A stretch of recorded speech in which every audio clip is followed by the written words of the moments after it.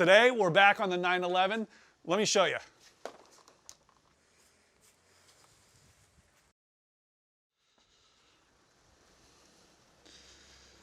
So there's something missing right about here. There's a strip of chrome that goes along there and kind of finishes out that door. Garage time. Typically those are real easy, they just snap in place, but the issue is mine are black and I want them to be chrome. So this is aluminum and theoretically it should polish just like the rest of the aluminum. So I'm gonna work on that today. I'm gonna start with some paint stripper. The stuff we have today is pretty much garbage, so it does take a long time. I've just put it on there and I've come back like 8 hours, 9 hours later. And in some cases it works, some cases it's a little bit bad. But at least it softens the paint. Just want to get it off so we can begin the polishing.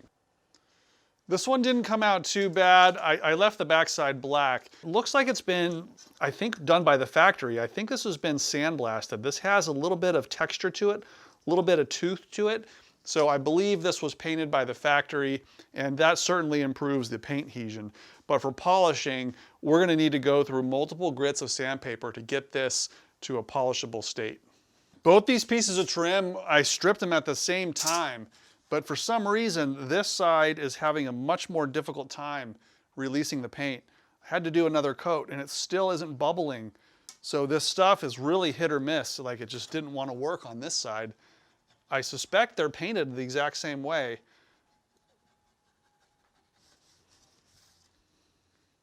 This is just a mess. I'm gonna start with some 220 grit on a DA sander and just, go real slow. We don't want to change the shape of the aluminum.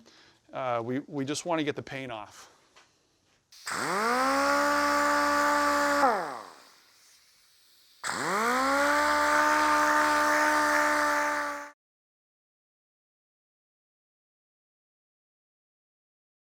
Any bit of that old paint stripper really gums up the sandpaper. So I'm going to use a little paint thinner just on a rag here and just get that old stuff off.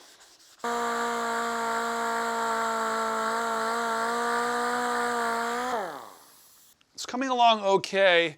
There's just a few areas that I'm concerned on the edges. So I'm going to go back to a conventional sanding block. I just really don't want to rough the edges or round the edges off too much. So let's try that.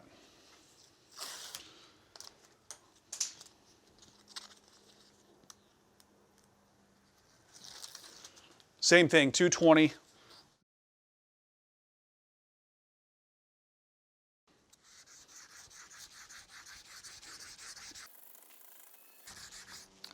just doesn't sand well because it's so gummy and soft, but it will come off.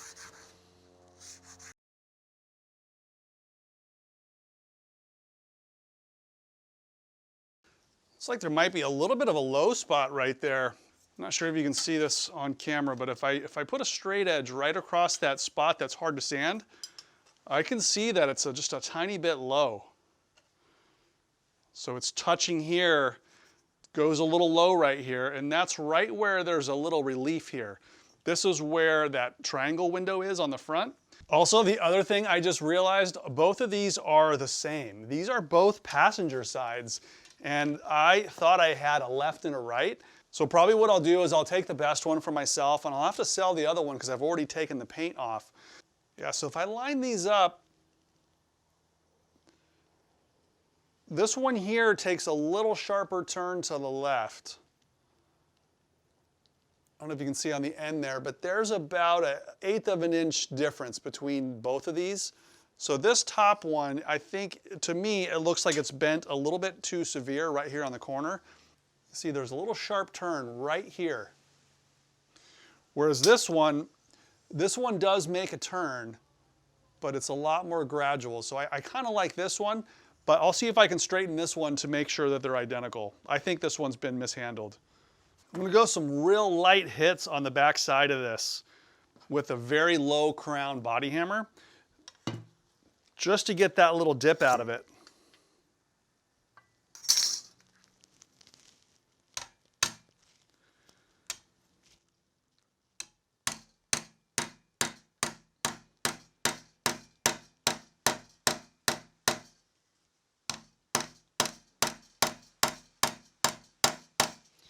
The fact that it's on the towel actually gives it a little room to stretch as I hit it.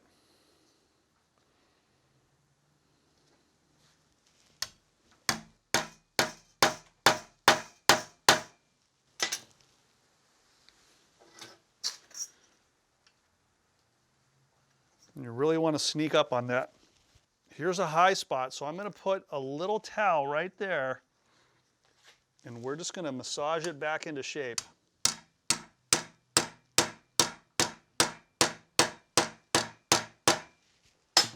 Checking every few hits.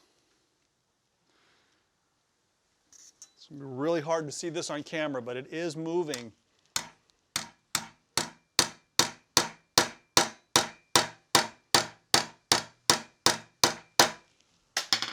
I don't know if you can see the improvement there, but that is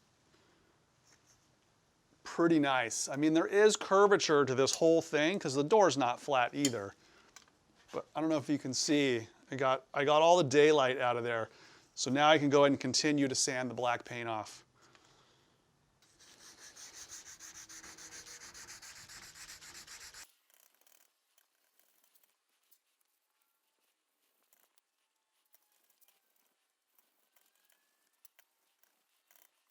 That I'm going to take a little bit of that out to match the other side. It shouldn't turn that sharp. The car doesn't turn like that. So I just got it here on the towel. And I'm just stretching it ever so slightly. And it's moving. So if we can compare the curvature to this one,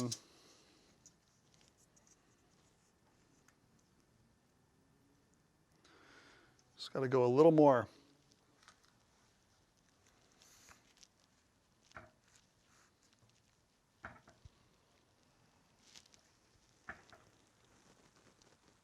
Okay, that looks much better. That's pretty dang close. Both of these now are identical, so we'll see which one fits the best and probably the one I'll keep for myself. Here it is just sitting on the car on this side. You can see it's loose. But the fitment here at the front looks okay. The seal is nice. Tiny little gap right there, but that's only because this has curvature to it. Can't really make that any tighter. But it does seem to follow the shape of the car, which is kind of looking after that curve right there. And that does seem to work. I am really unhappy with the way this door frame fits the car. It is probably been mishandled in the past, and it fits way too tight up here, so it's got a little bit too much curvature on the top side. And then up here, you can almost stick your whole finger in there. This is not how I want it to fit. So I'm going to be reworking this whole door frame. And before I trim this, I want to make sure I'm happy with the door frame fit so that they all fit well together. A lot of adjustment has to occur on this just to get it to work well. The driver's side fits much better. Let me show you. The driver's side door frame fits actually really good. There's a nice even gap along the top. I may have bent that slightly. I don't remember if that was on video or not. And then here at the front, this is a much tighter fit, so you can't stick your finger in there. There's no seal in place yet, so that'll get closed out with the seal. So I want to make the passenger side look as good as this side, the driver's side. Now it's time to polish. I've taken both of these out in the sun and on the car, made sure that I looked very carefully for any nicks or scratches in it, because now is the time to take out any deep scratches. The 180 will work really, I'm sorry, 220 will work really quickly on the aluminum. So you get all your scratches out.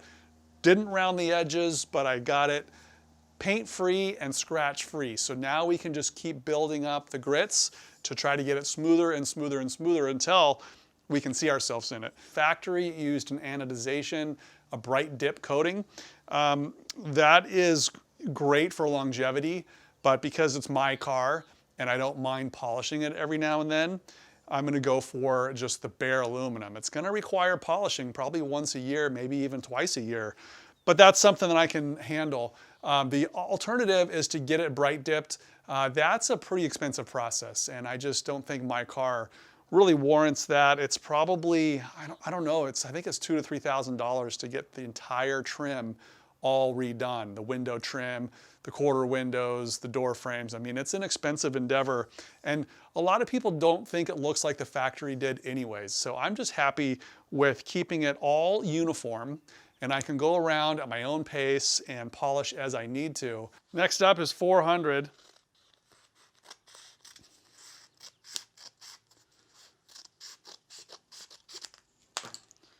And you want to make sure you take the old paper off so you don't accidentally use it, because they really do look the same. Make sure it's clean. Go to 400.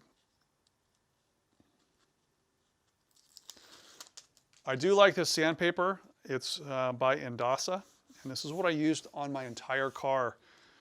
You buy it in like a 25-foot roll, and it just sticks right on. Super easy. Not too expensive. Bought it on eBay. The same sanding rules apply to this surface as it would for paint. You don't, because there is a slight curvature here. There's a slight curvature on this aluminum, so you don't want to just go back and forth on it, because you'll end up only sanding the high part. And you don't want to do that. Just like the car, it's very rounded. So you want to try to do, you know, the crosshatch pattern, 30 degrees or so you're maintaining the curvature of the part without putting a bunch of dips and waves in it. You could just go back and forth and you'll end up putting lines in the polished aluminum. You guys know I hate sanding. You don't want to take advice from me, but I don't want to see any of these parts get ruined either.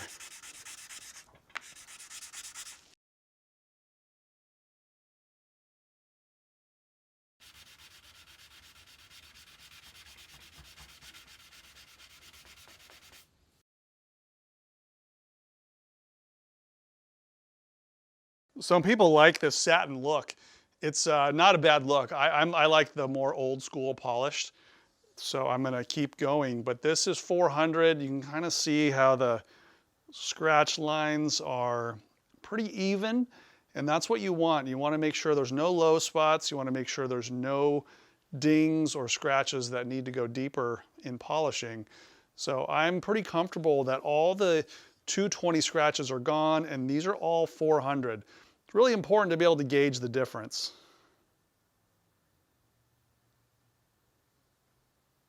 And now we're into the 600, and I don't have that in the adhesive backed stuff, so I'm going to have to hang on to it. But I'm going to go ahead and trim this a little wider, so as it goes around the block, I have something to hang on to.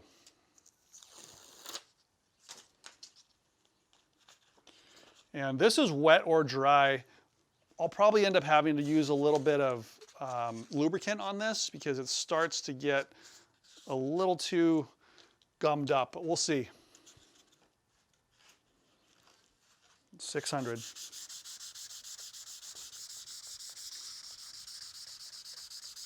You can see some aluminum there coming off onto the paper. Just going to hit a little WD-40 on that, and that'll just keep it from clumping up. You don't need a lot.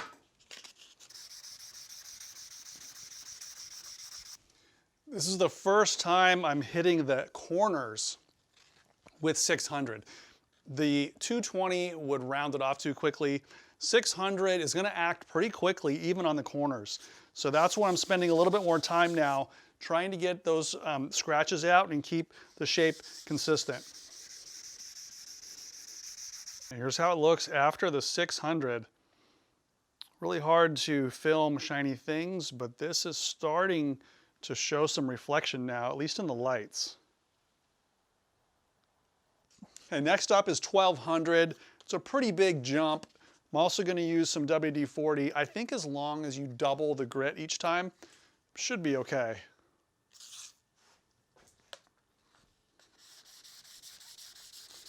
Still sounds plenty gritty.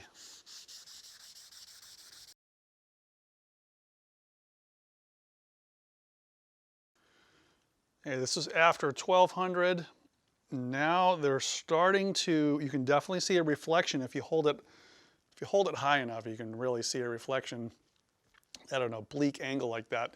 I'm sure power tools would make things go quicker, but nothing I do is quick, right?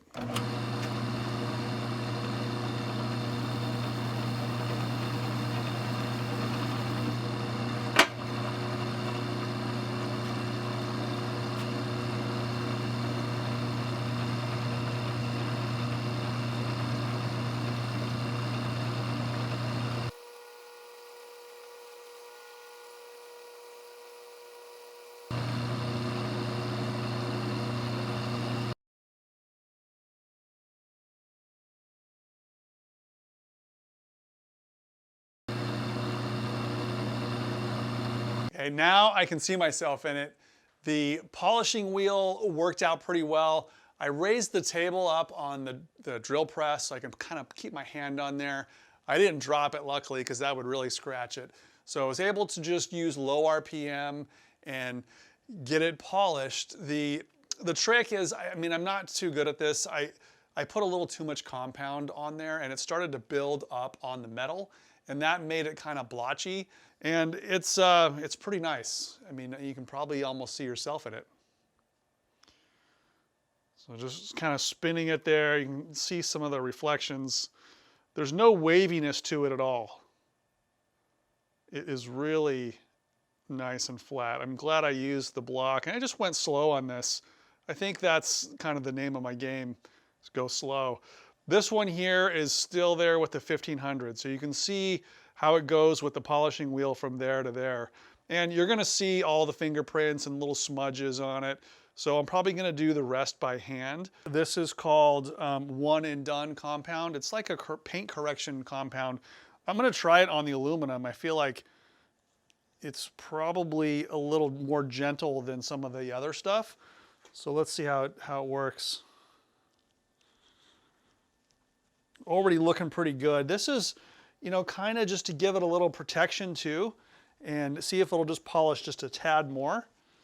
Okay, one more wipe of the clean part of the towel, and then we'll go to step 2, which is called Max Wax. This is the graphene infused Max Wax, and that's supposed to provide a lot of protection. It might even prevent it from oxidizing, we don't know. Normally this is done with a machine, but I don't want to use a machine for this little bit. Probably end up throwing it on the floor. Okay, the towel's coming up clean. I'm gonna go to this stuff, which is the graphene infused wax. And it's been a few minutes. Now it's time to just gently wipe this off with a clean part of the towel. The last option is this one. This is a topper spray wax.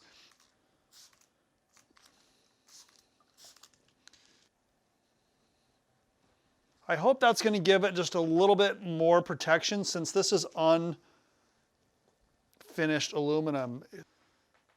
Anxious to get them on the car and see how they look. Here's that piece kind of just sitting on the car, and you can see already how much more finished it looks. It's not even in the right place, but it does match this trim pretty well. This one's the factory anodized, and this is the polished. This one's just a little bit brighter.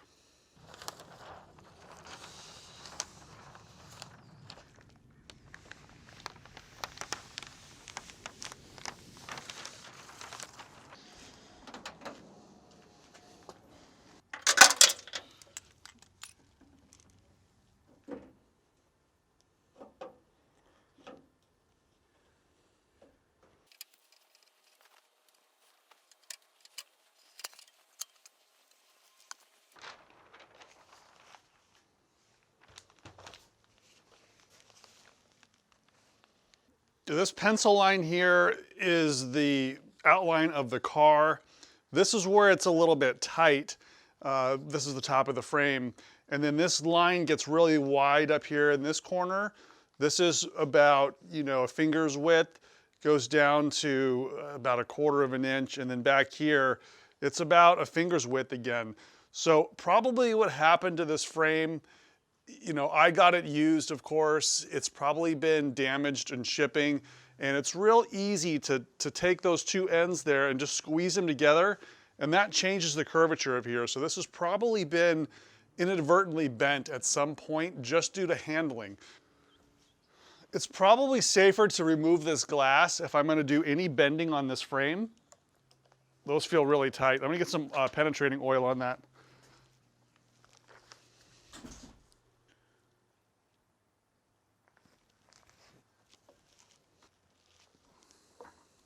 Okay, these do not want to come apart. Okay, I'm going to let that penetrating oil soak in here for a minute, but now I'm going to start to devise a way to straighten the frame. And as opposed to just pulling both of these legs apart, I could stretch it from over here and stretch the legs, but that's going to put a lot of stress here on this corner. And if it's going to break anywhere, it's going to break right here on the corner. This section right here is actually caving in a little bit. You can see it is a little bit concave right here at like 7 or 8 inches. Yeah, the driver's side is pretty flat as well.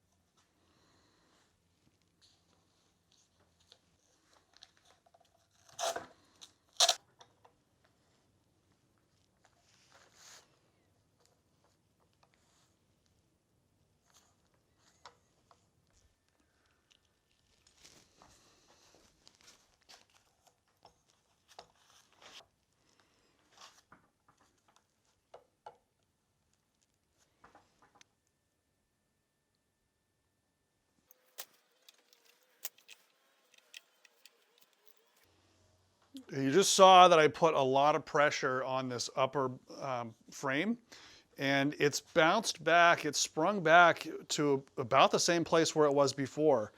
That's a pretty big distance here towards the rear of the car. It's hard to see with this wood here, but it's close. And then it gets thick over here again. You can see how close it is right there and right there. So I'm gonna need to just keep sneaking up on it until I can get a permanent bend.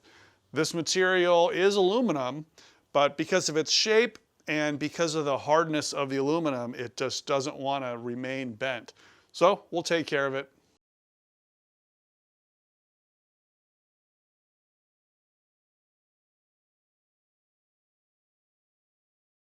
Okay, this time it's a slight improvement, still a bigger gap here and still a bigger gap here, but that did make a little bit of an improvement. Basically, this board here was bending and kind of following the aluminum, but if I used 2, then it just made this side stiffer and forced the aluminum to comply. But now I'm probably going to have to bend it beyond flat and then allow it to spring back like it wants to.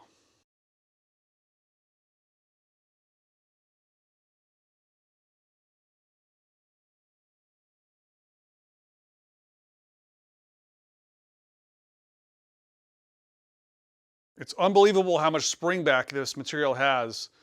But right now I'm at, 3/16 right here, 3/16 right here, and about 3/16 right here. This part of the car was a little hard to mark because it's recessed, so it's a little bit deceiving where this line is.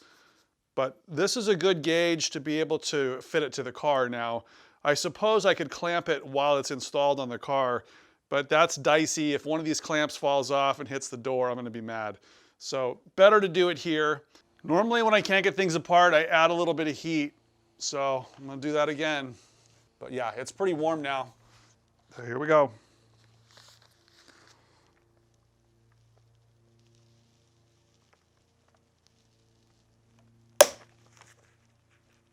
Ugh, barely. That was really close to stripping, and then it just broke loose. Ugh, I think I got lucky. This is an impact driver. So what happens, you put some pressure on it and you hit it with a hammer, and that takes the bit and turns it and pushes it at the same time. it's the least likely way to strip these out. So let's try that.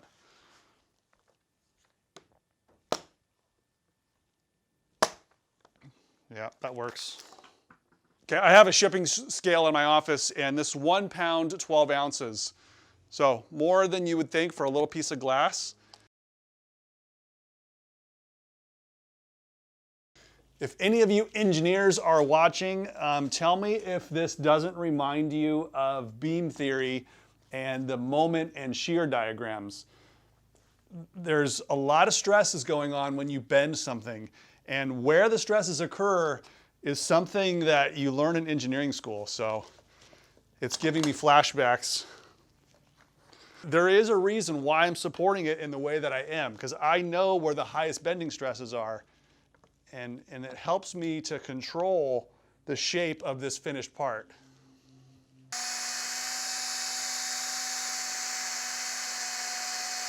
Can't get the same level of shine on the anodized coating.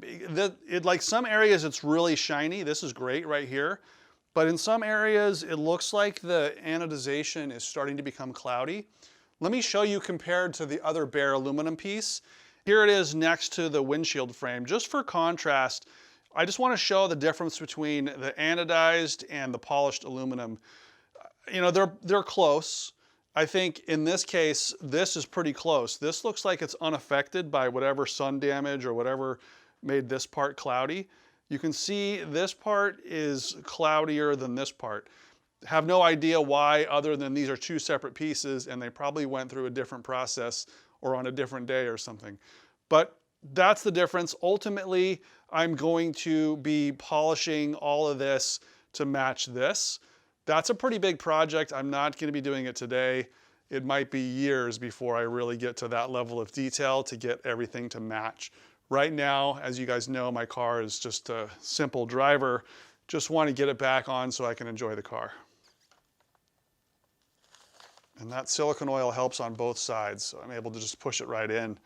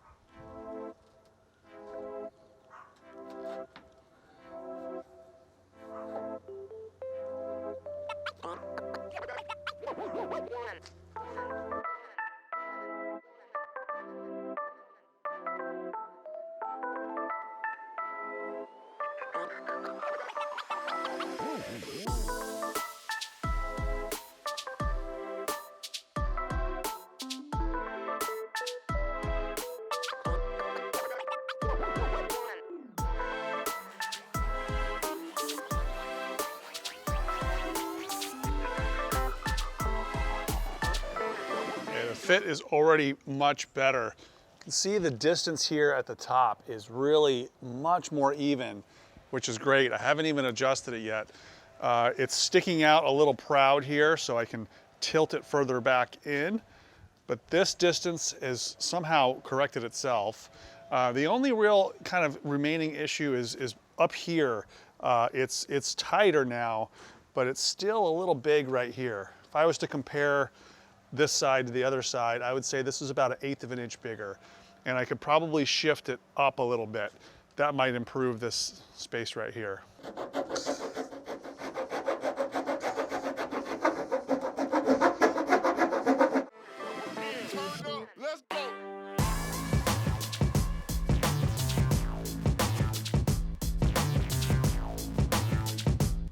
This shim is going to be the last little secret. This is about 1 millimeter thick, and it's going to go right here. Just pushing this frame forward.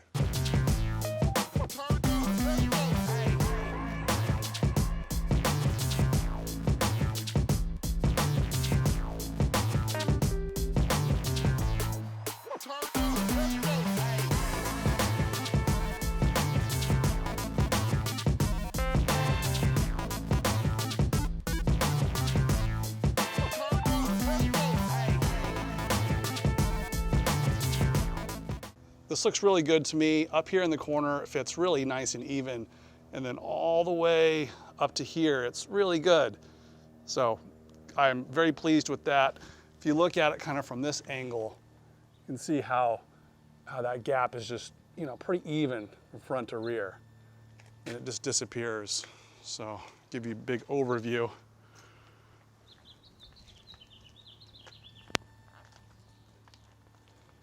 It can be deceiving right here. It does still look like it's tighter in the middle, but when you come down eye level, it actually is even. Just a little deceiving. So that's great. I'm happy with those modifications. It's almost impossible not to chip the paint right here. So that's my first paint chip in the car. That bolt is just, I mean, unless I took the corners off the Allen wrench, I don't know how I'd prevent that. There's a rubber cap that goes over this, so I will be touching this up with some paint. Also right here where I did some filing, I'm going to also touch that up with some paint just so it doesn't corrode in the future. That's a little primer, it needs to get taken off. That's not my primer, that's probably from the previous guy. I'll be readjusting all of this, the quarter window and this door frame, as soon as I get the rubber installed. I like to make sure that it'll fit in just free air. I want to make sure it's mechanically possible for it to go in the right place, which it wasn't. I had to bend it and file it.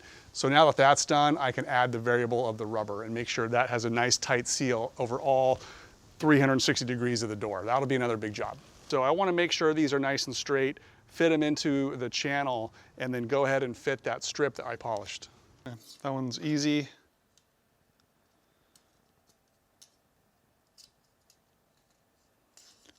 Pretty easy. So they just slide in that groove and then they're gonna pop into some holes in the car. See, like this hole right here is partially covered in paint. This hole looks pretty good. Let's try to put one of these in. So it's just gonna snap in and that's gonna keep pressure on the trim going down. Okay, here goes nothing.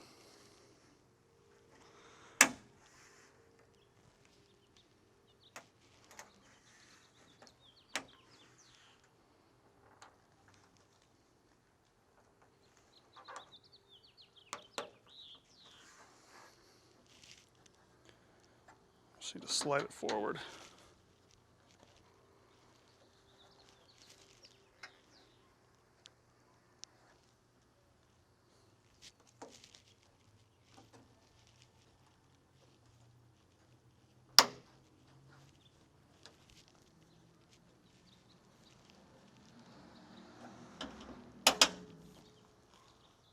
Now it's on.